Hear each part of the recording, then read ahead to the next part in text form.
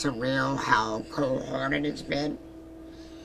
It's surreal how unfactual it's been. UL head softball coach Michael Lotief fired, and records show he said his players should be raped. Again, it's a sad day for the university. Now, based on the university's decision, players are clearing out their lockers and considering moving on. We just thought that this university would be here for us, the administration, that they had our back.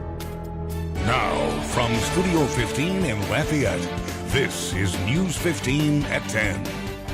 Good evening, I'm Danielle Grossman. And I'm Adam Hooper. Thanks for choosing News 15 at 10 tonight. We're focused on family and the community. Team coverage tonight on the firing today of now former UL Ragin' Cajun head softball coach Michael Lotief. We begin with News 15's Phil Boudreau in the studio with a rundown of what happened. Hey, Phil.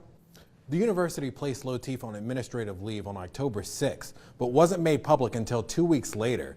At the time, his attorney issued a statement saying the move comes from a passionate conversation with another UL official about gender equity. However, he was fired today following accusations of creating a hostile environment by verbally and physically assaulting his staff and players.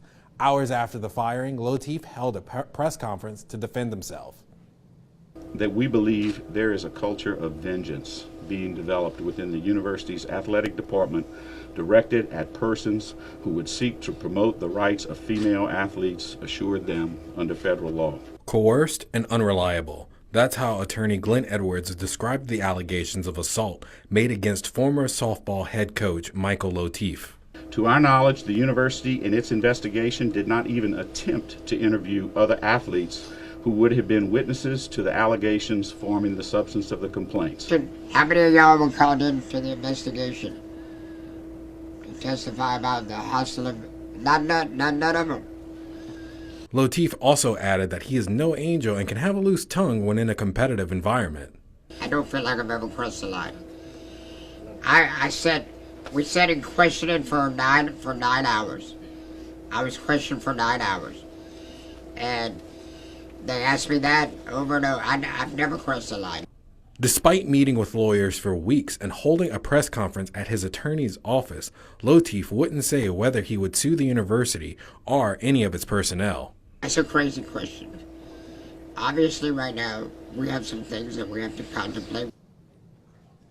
However, Lotief did say they definitely have grounds for a lawsuit. Again, at this time, no word on if or when Lotief will sue the university. Live in the studio, Phil Boudreau, News 15, focused on family and the community.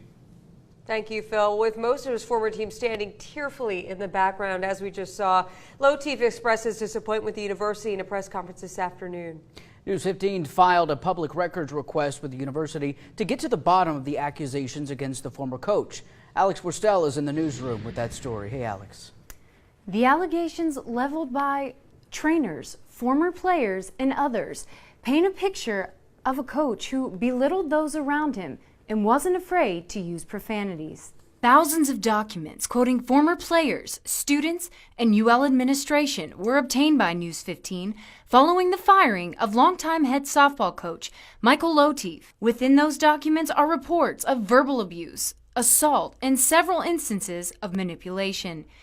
Candace Walls, a member of the UL training staff, recalls an ugly altercation where Lotief got extremely loud and screamed profanities. She claims he proceeded to slam a medicine ball while mocking her to his assistant coach.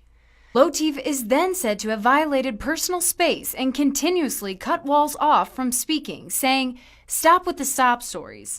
Multiple reports from past players allege that Lotief often spoke inappropriately and used disturbing remarks. A player claims he made a reference to Mickey Shunick, a slain UL student, saying if the team would have been in the truck, quote, "y'all would have let him rape you." Another player says in a heated argument, he asked, quote, "what are you going to do, kill yourself?" It's important to note that these allegations are just that, allegations. And many of those players who surrounded Michael Lotief at today's press conference say they just don't believe it. Live in the newsroom, Alex Worstel, News 15. All right, thanks, Alex. Later in the show, our own Colin Kushner will continue our team coverage of this story with reaction from those Ragin' Cajun softball players.